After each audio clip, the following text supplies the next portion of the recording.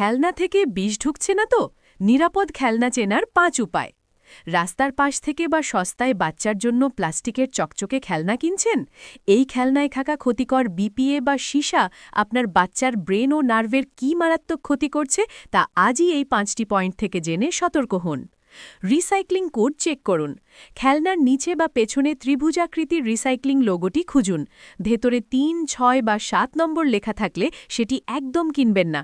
এগুলোতে ক্ষতিকর রাসায়নিক থাকে। ১, ২, ৪ বা ৫ নম্বর তুলনামূলক নিরাপদ। ২. লেবেল যাচাই করুন।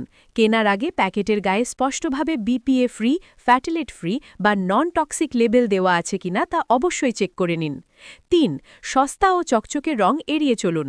খেলনাকে আকর্ষণীয় করতে অনেক সময় সীসাযুক্ত চকচকে রং ব্যবহার করা হয়। বাচ্চা এসব খেলনা মুখে দিলে সীসা সরাসরি পেটে যায়, যা ব্রেনের বিকাশে মারাত্মক বাধা দেয়। ৪. উগ্র গন্ধ যাচাই।